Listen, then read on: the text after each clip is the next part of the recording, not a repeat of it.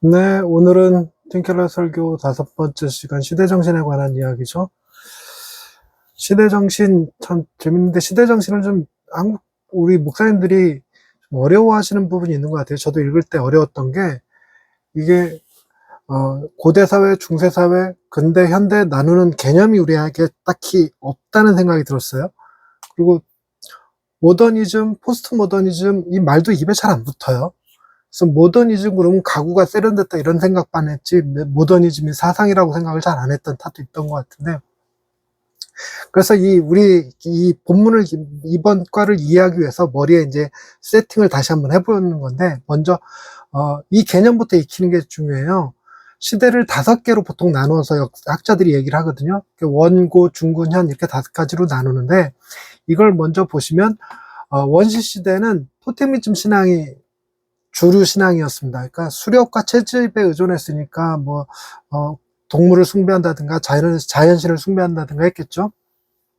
그게 이제 고대 사회로 넘어오면서 농경 사회로 접어들면, 그러니까 사람들이 이제 공동체로 모이는 것이 중요했어요. 그래서 공동체로 모여서 누가 장이냐 대표냐 하는 것이 중요했고, 그런 여러 마을들이 모여서 그 모든 마을들의 대표가 누가 될 것이냐, 그것이 처음에는 부족의 족장의 아들이 대표가 됐지만, 그런 부족들이 여러 개가 모이고 나면 신의 아들이 대표가 되어야 된다는 생각을 했겠죠. 그러다 보니까 다신론적인 개념이 많이 섰어요.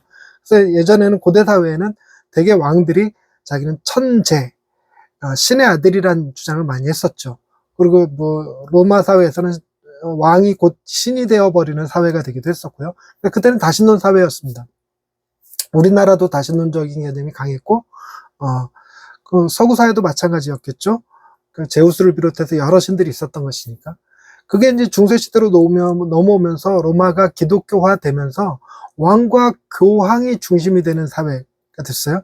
그러다 보니까 그때 사회는 이제 기독교화된 사회, 중세시대가 일신론 사회가 된 거죠. 유일신 사상이 자리 잡은 것입니다. 그러고 나서 근대로 넘어올 때 과학혁명이 일어나고 산업화가 이루어지면서 더 이상 왕과 교황의 지시를 받지 않는, 신의 명령을 지시받지 않고 우리 스스로 생각하고 판단하는 것이 곧 정의다라고 생각하게 되면서 이성이 중요하다는 사실을 알게 됐어요. 과학적으로 살펴보니까 지구가 돌고 있는 거, 태양이 도는 게 아니라 지구가 돌고 있는 것이었고, 달이 마리아를 형상화된 것도 아니고 깨끗한 표면을 가지고 있던 것도 아니었고, 그렇죠. 그러니까 이성적 사고가 진리에 좀 더 가깝게 다가간다고 느꼈던 거예요. 그래서 이성을 가지고 사는 사회가 되었고, 그리고 무엇보다 이제 설명하고 논리적으로 판단하는 게 중요해서 논증이 중요했죠. 합리성이 중요했고, 그리고 그런 걸 못하는 사람들을 계몽시키는 것이 중요했죠. 그래서 계몽주의 사상이 발달했던 거고, 그것이 제1차, 2차 세계대전을 겪으면서 이성이 대두되니까 사람들이 많이 죽어나가고 과학이 사람을 죽이는 것들을 드러나면서 거기에 대한 반론이 생기게 돼요. 그래서 예전에는 왕이 중심이었고 국가가 중심이었고 가문이 중심이었다면 이젠 내 자신이 중요한 시대가 돼버렸어요. 그래서 모든 옳고 그름에 대해서, 좋고 나쁨에 대해서 자신의 정체성에 관해서도 세상에서 말해주는 것이 아니라 내가 느끼는 것이 무엇이냐가 중요해진 사회가 현대사회죠. 그래서 현대사회는 분업화가 되었습니다. 물건을 하나 만들더라도 온전히 물건을 한 사람이 처음부터 끝까지 만드는 것이 아니라 너는 그림을 그리고 나는 색칠을 하고 나는 스토리보드를 짜고 이렇게 되죠. 심지어 노래 한 곡을 만들더라도 몇 명의 제작자들이 거기에 참여해갖고 만드는지 굉장하잖아요. 요즘 만드는 것 자체가. 그래서 분업화가 되어 있습니다. 그리고 정보화가 되어 있다는 얘기는 무엇이냐면, 예전에는 특정한 지식을, 정보를 권력층만 가지고 있었어요. 그래서 권력층이 무엇이든지 결정하고 정의하고 내려주는 것이 곧 사회를 움직이게 하는 시대 정신이었다면, 지금은 많은 사람들이 일정한 학력 수준이 높아지면서 자기 스스로 판단할 수 있는 근거를 가지게 됐어요. 더더군다나 정보화 시대가 돼서 모르는 건 검색해 보면 되고 다 나오니까.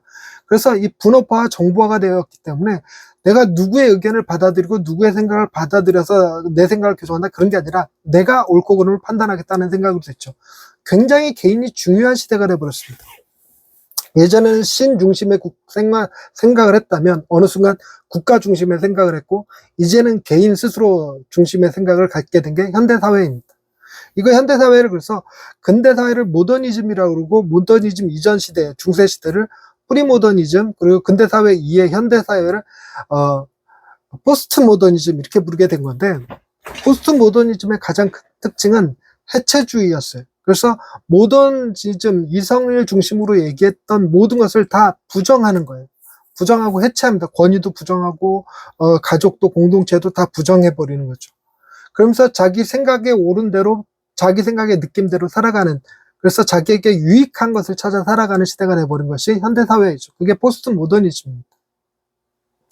우리 목사님들도 포스트 모더니즘의 혜택을 누리고 있는 거예요. 우리가 포스트 모더니즘으로 시대 정신이 이 한국을 휩쓸지 않았더랬으면, 우리는 우리 부모님이 요구하시는 것에서부터 자유롭게 내 스스로 판단하여 신학교에 들어가고 목사가 되고 하는 일이 쉽지 않았을 것입니다. 그냥 포스트 모더니즘 사회가 됐기 때문에 부모가 불교를 믿더라도, 부모가 뭐 제사를 지내더라도 나는 목사 할 거야, 목사 될 거야 라고 하는 것이 가능해진 시대, 포스트 모더니즘이었기 때문에 가능했던 거고요. 지금은 이 현대사회가 개인에게 얼마나 크게 포커스가 맞춰져 있냐면, 여러분들은 전부 다 나는 누구다라고 말하는 게 단 하나의 단면으로만 설명되지 않습니다. 우리는 다양한 인격을 가지고 있어요. 그래서 다중인격을 가진 사람들이죠. 무슨 얘기냐면, 내 본캐가 있고 부캐가 있어요. 그래서 내가 일할 때는 어떤 사람이지만 놀 때는 다른 사람이야. 내가 설교를 할 때는 T형이지만 공부를 할 때는 P형이야, 뭐 이런 식으로 얘기한다든가, 서로 다르게 얘기합니다. 그래서 SNS가 트위터, 카페인, 카톡, 페이스북, 인스타그램, 이 세 개가 다 그 사람이 어떤 사람인지 각각 다르게 제시하는 거죠. 페이스북에는 직업적인 것만 올리고, 인스타그램에게는 진짜 취미적인 것만 올리면 그것만 보고 그 사람을 알 수가 없어요. 예전에는 우스갯소리로 아이스크림 뭐 먹을래? 그러면 딸기, 바닐라, 초코 3개 중에 하나였죠. 그래서 그걸 내가 고르는 방식이었는데, 지금은 베스킨라빈스 31, 그래서 31개만 존재하느냐? 그게 아니죠. 그거를 2개, 3개를 섞어갖고 내가 원하는 맛을 골라요. 커스터마이즈가 가능한 시대죠. 그래서 이제 커피를 하나 주문하더라도 거기에 있는 것 중에 선택지 중에 하나가 아니라 내가 얼마든지 만들어서, 원하는 맛을 만들어서 먹을 수 있는 시대가 돼버린 거예요. 거기에 포커스가 맞춰지죠. 그래서 개인이 굉장히 중요합니다. 개인 스스로도 자기 안에 여러 캐릭터들이 존재할 만큼, 그만큼 개인의 중요성이 높아졌어요. 그런 시대라는 걸 이해하셔야 오늘 이야기들이 이해가 됩니다. 앞서서 기독교가 들어오기 전, 들어오고 난 후라고 얘기하는 건 바로 이 고대 사회와 중세 사회의 그 사이를 얘기하는 거예요. 그래서 고대 사회에는 그랬는데, 중세 사회로 넘어올 때 기독교가 들어오면서 한 사람의 생명이 중요해졌고 자유가 중요해졌고 이런 얘기들을 하는 거예요. 그러고 나서 그 본문을 이해할 때 필요한 거는 순환적 역사관이라는 표현이 나오는데, 역사관이 직선형이냐 나선형이냐라는 개념의 2개가 대립을 합니다. 직선형 역사관은 과거가 미래를 향해서 끊임없이 흘러가고 있다고 생각하는 거예요. 그래서 그 흘러가는 과정에서 발전을 거듭한다고 생각하는 것이고, 나선형은 역사는 이렇게 회전하고 있다고 생각하는 거예요. 회전. 그래서 윤회적 사상을 맺고 있는 거죠. 근데 여기서 순환적 사고관은 어떤 거냐면, 회전을 하는데 한 바퀴 회전할 때보다 조금씩 앞으로 나가고 있는 거예요. 그래서 한 자리에서 맴돌고 있는 것이 아니라 돌면서 나아가고 있는 것. 이것을 가까이에서 보면 나선형이고 멀리서 보면 직선형이고 이렇게 되는 개념이죠. 그러니까 우리가 이 직선형 역사관만 가지고 있으면 고대에서 얘기했던 플라톤이든 아리스토텔레스든 그리고 칸트건 우리한테 무슨 상관이 있겠습니까? 우리는 그보다 더 나은 5G 시대를 살아가고 있는데, 근데 나선형 역사관이 같이 결부돼서 순환론적인 역사정이 들어오면서 우리가 고대 사회에 만들어진 철학에 대해서 배우고 공부할 필요가 있다는 거죠. 그런 것이 나선형 역사관과 직선형 역사관인데, 기독교적인 세계관은 이 나선형 역사관과 직선형 역사관 중 어디에 부합될까 하는 건데요. 직선형에 조금 더 가깝긴 해요. 그런데 직선형 역사관이 무조건 과거보다 진보했다라는 생각을 갖는 것이 현대의 문제라는 겁니다. 물론 과학이 발전해서 편리가 증가됐을지 몰라도 행복이 증가된 건 아니고 지혜가 증가된 건 아닙니다. 그러니까 어느 정도 순환적인 역사관도 같이 가지고 있는 거죠. 이런 개념을 이해한 상태에서 어, 5가지 내러티브를 오늘 책에서는 얘기하거든요. 현대사회가 가지고 있는 5가지 내러티브가 있는데 그 내러티브를 먼저 이해를 하고 그러고 난 다음에 하나하나 기독교적인 시대의 정신에 대한 답변을 찾아가는 거예요. 답변을 찾아가는 것 중에 오늘은 정체성에 관한 것만 읽은 거예요. 다음부터는 더 나올 건데 먼저 이 5가지 역사관을 5가지 시대 정신을 좀 이해를 해보자면 합리성. 그러니까 예전에는 내가 누구고 어떻게 살아야 되고 죽은 이후에 어떻게 될 것인가를 누가 결정해 줬냐면 종교가 결정해 줬어요. 그런데 지금은 종교 없이도 얼마든지 자기가 누군지 말할 수 있고 자기가 무엇을 원하는지 어떻게 살고 싶은지를 말할 수 있는 시대. 충분히 종교 없이도 건강하고 올바르게 살 수 있다라는 것이 합리론이에요. 그러니까 종교는 개인적인 차원에 머물러 있어야지 이것이 시대 담론으로 들어와서는 안 된다라고 생각하는 게 합리성의 내러티브입니다. 근데 역사 내러티브는 각 역사는 각 단계마다 원시, 고대, 중세, 근대, 현대가 있고 미래는 또 다르게 그 원고 중근형만 보더라도 원시보다 고대보다 중세보다 근대, 현대가 훨씬 더 발전해 있는 것처럼 이 진보를 이룬다고 생각하는 거예요. 그 연대기적 우월의식이기 때문에 오늘날 우리의 생각을 가지고 과거에 있는 생각들을 비판하는 겁니다. 그 시대는 무지했던 시대니까 몰랐던 시대니까 이러면서 얘기하면서 과학적 우월 지식 같은 것을 갖게 되는 거죠. 연대기적 우월 의식이라고 얘기합니다. 사회 내러티브, 사회가 왜 존재하는가? 그러니까 사회가 존재하는 이유가 예전에는 그 사회를 통해서 민족을 지키고 가정을 지키고 이랬다면 공동체를 지키는 개념이 강했는데 지금의 사회는 공동체를 지키는 개념이 아니라 개인을 지키는 개념으로죠. 그래서 지금은 무슨 가구 시대냐면 1인 가구 시대잖아요. 1인 가구 시대고 그 가족이라는 개념도 많이 바뀌었습니다. 그래서 사람과 사람이 있어야지만 가족이 되는 게 아니라 사람과 짐승으로도 얼마든지 가족이 돼요. 되게 웃기는 얘기긴 하지만 분유보다 더 많이 팔리는 게 사료예요. 그 애견 사료예요. 네. 그리고 보통 오늘날의 사람들이 우리 집 막내라고 얘기했을 때 막내가 개나 고양이일 가능성이 더 높아요. 그런 시대가 돼버렸어요. 그래서 가족이 죽었을 때만 받던 휴가가 지금은 애완견이 죽어도 그 휴가를 주는 회사들이 생겨나고 있어요. 그런 시대가 돼버린 거죠. 그래서 사회는 어떤 사회가 되냐면 모든 개인이 각자 선택한 대로 방해받지 않고 자유롭게 살 수 있도록 보장해 주는 거죠. 최소한의 규정만 두는 겁니다. 최소한의 규정. 그래서 그렇게 사회가 되어야 된다고 생각하는 게 사회 내러티브예요. 그리고 도덕과 정의. 옳고 그름은 자기 스스로 결정한다 이렇게 말하는데요. 이제 옳고 그름은 어떤 기준을 가지고 얘기하는 거거든요. 그래서 그 기준에 빗대서 이게 그 기준에 맞다 틀리다로 얘기합니다. 그러니까 그 기준이 되는 것이 우리가 보통 성경에서 왔기 때문에 성경적인 개념 속에서 옳고 그름이 나와졌는데 그것이 국가가 중요시하게 대두될 때는 국가에게 이익이 되느냐 안 되느냐로 옳고 그름이 결정됐어요. 그래서 다른 나라를 침범해도 되느냐 안 되느냐는 우리 국가에 이익이 되느냐 안 되느냐로 결정되는 거죠. 그리고 지금은 그 옳고 그름이 국가가 다른 나라를 침범하는 것이 내게 유익이 되느냐 안 되느냐로 결정됩니다. 그렇기 때문에 지금은 어쩌면 옳고 그름이란 개념은 사라진 시대라고도 불러요. 좋고 나쁨의 시대예요. 좋고 나쁨의. 내가 좋아하느냐 싫어하느냐죠. 좋고 싫음의 시대. 그래서 전 세계가 지금 완전히 둘로 딱 쪼개져 있는 게 민주주의와 민주 진영과 뭐죠? 말이 좀 이상한 것 같은데 또 하나가 뭐죠? 공화당인가? 그러니까 정치가 양분화돼 있잖아요. 정치가 양분화돼 있어서 진보와 보수로 딱 양분화돼 있어서 진보는 자기가 옳다고 생각하고 보수를 정지합니다. 보수 역시 자기가 옳다 생각하고 진보를 정지하죠. 근데 둘 다 뭐 하냐면 옳은 게 아니라 자기가 좋아하는 거예요. 좋고 싫음의 문제들이죠.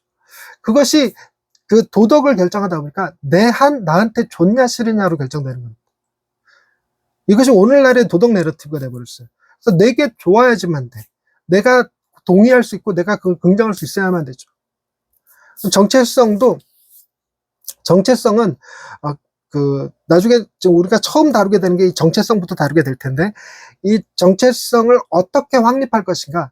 곧 이 말은 뭐냐면 나는 누구인가에 대한 대답이잖아요. 나는 누구인가. 나는 누구인가가 옛날에는 신으로부터 부여받았다면 어느 시대인가는 너는 어느 민족 사람이다라는 개념이었고, 또 후대에 가서는 너는 어느 가문의 사람이다 이렇게 됐어요. 어느 가문의 사람. 근데 지금은 우리가 가문을 중시하면 이씨 가문, 전씨 가문, 백씨 가문 이런 거 중요한가? 그렇지 않잖아요.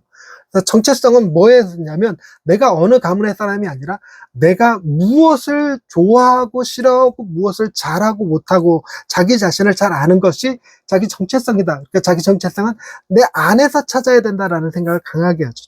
남들이 너한테 뭐라고 하든지 간에 네 소신에 오른 대로 해. 이게 옳은 건 아니지만 우리 목사님들도 목사님의 자녀들을 가르칠 때 너는 우리가 신앙 안에서 혹은 가문 안에서 얘기하나요? 아니잖아요. 목사님들도 예전에는 목사 자녀들이 조금만 엇나가면 어디 목사 아들이 그래 이런 얘기 했지만 지금은 그런 얘기 입 밖으로 꺼내면 큰일 날 것처럼 말하는. 저는 우리 아이들한테도 어디 목사 아들이 목사 딸이 이런 표현을 안 쓰거든요. 우리 아이들도 네가 뭘 좋아하는지 뭘 하고 싶은지 잘 생각해봐. 이게 얘기야. 네가 하고 싶은 걸 해. 네가 행복한 걸 해. 이렇게 얘기한다고. 그게 너야. 이렇게 얘기해 줍니다. 그러니까 이게 정체성이 그렇게 되고 있어요. 그런데 이런 사회에서는 다양한 문제들이 가지고 있다는 게 이제 팀켈러의 생각이었고, 이거를 기독교가 바른게 대답해 줄 수 있다고 생각했던 거예요. 그래서 기독교 시대 정신에 대한 기독교 답변 첫 번째가 개인 주권적 자아, 정체성에 대한 얘기를 합니다. 정체성을 얘기를 하면서 세 가지 중요한 개념을 얘기하는데 칭의와 입양과 연합이라고 하는 개념으로 설명합니다. 기본적으로 정체성이라는 것은요, 내 안에서부터 내가 느끼는 바가 무엇이냐가 내게 정체성을 결정하는 것이 아니라 내가 속해 있는 그룹에서 다른 사람들이 나를 뭐라고 부르느냐가 내 정체성이 됩니다. 그러니까 정체성은 외부로부터 주어져요. 그래서 우리나라에도 이런 걸 드러내는 말이 있어요. 자리가 사람을 만든다. 자리가 사람을 만든다. 그래서 내가 그 일을 할 수 있는 사람이야가 아니라 그 자리에 가면 내 정체성이 바뀌어요. 그래서 내가 대형교회 목사의 정체성을 가지고 있어서 대형교회를 해야 되는 게 아니라 대형교회 청빙받아서 갔으면 그 자리가 나로 하여금 대형교회 목사의 정체성을 갖게 합니다. 그러니까 주어지는 거예요. 정체성은 주어지는 거. 그러면 주어지는 정체성 가운데 어떤 걸 받아들일까? 지금은 국가가 주어지는 거 거부하고 가문이 주는 거 거부하고 개인 안에서 찾으려고 하는데 개인 안에서 찾아지는 것이 아니죠. 자기 스스로 자기를 증명하지 못해버렸어요. 네가 존엄한 걸 스스로 증명해봐 이러면 내가 스스로 잉여, 루저 이런 생각만 갖게 만들죠. 그런데 우리가 사랑하는 사람이 내한테 해주는 말이 무엇이냐 하는 것이 굉장히 중요하다 보니까 로맨스에서 찾으려고 들었고, 직책에서 내 정체성이 찾으니까 일에서 자기 정체성을 찾으려고 했고, 그런데 그 어느 것 하나 영원하지가 않은 거예요. 지속성을 갖지를 못하는 거죠. 근데 이 지속성을 갖고 변하지 않는 정체성, 내 안에서 유아기, 청소년기, 청년기, 노년기가 아니라 이 모든 것을 관통하는 인간인 나라고 하는 존재는 어떤 존재인가를 흔들림 없이 얘기해 줄 수 있는 것은 과연 무엇일까? 그것이 바로 기독교에서 얘기해 주는 정체성이라는 거예요. 너는 어떤 존재냐? 하나님의 형상으로 지음받은 존재고 하나님이 너를 의롭다고 여기셨어. 너는 의로운 자야. 칭의. 그리고 하나님이 너를 가족으로 맞이하셨어. 공동체 안에서 내가 누군지를 보게 하셨죠. 그리고 그런 내가 확실히 높아지는 위해서는 가장 높으신 분의 일부가 되는 거예요. 그래서 그리스도의 연합으로 우리가 우리의 정체성을 갖는 거죠. 이 정체성이 설득력이 있냐 없냐가 하는 문제도 분명 있어요. 그래서 지금 포스트 모더니즘 아이들에게 우리 이런 정체성이 과연 아이들이 알아듣고 이해하고 또 공감할 만하고 동의할 수 있는 얘기인가 하는 문제도 있을 수 있겠지만, 그러나 또 다른 문제가 있습니다. 그게 뭐냐면 우리가 어떤 일을 하기에 있어서 가장 기본적인 출발선이 어디에 있냐면 내가 누구인가에 있어요. 그래서 내가 누구인가를 알지 못하면 어떤 일이든 할 때 자신이 없습니다. 그때 우리 아이들에게, 이 시대 포스트 모더니즘 아이들에게 너는 어느 가문의 사람이야, 어느 국가의 사람이야 이라고 얘기해 주는 것보다 그런 것들 흔들리지 않을 수 있는 강한 정체성, 너는 신의 형상이고 신의 아들이고 신의 일부이고 신의 가족이야 라고 얘기해 줄 수 있어서 그들이 그것이 믿고 싶고 동의하고 싶을 정도로 매력적으로 들리게 하는 거예요. 그래서 그 매력적으로 정체성에 대한 고민은 스탑하고, 그러고 나서 자신의 일에 매진하고 자신의 역할에 매진하고 할 수 있어야 되는 거죠. 출발선이 되는 거죠. 그래서 팀켈러도 이 시대 정신의 답변을 다룰 때 가장 먼저 다루는 게 정체성부터 다룹니다. 근데 이것이 우리 인간이 가지고 있는, 나는 가장 존귀한 자가 되고 싶어, 나는 고귀한 자가 되고 싶어 라고 하는 욕망을 가장 잘 실현해 줄 수 있어요. 네가 되고자 했던 그것 그리스도 안에서 발견할 수 있어. 그리스도께서는 네가 되고자 했던 그것을 말씀해 주시는 분이야 라고 얘기해 주는 거죠. 그래서 정체성이 기독교 안에서 발견되어질 때 비로소 진정한 자유를 경험하고 이 안정감을 경험할 수 있는 것이죠. 이것이 기독교 이 시대의 정체성에 관한 기독교적인 답변이었습니다. 나머지는 다음 주에 다루도록 하겠습니다. 수고하셨습니다.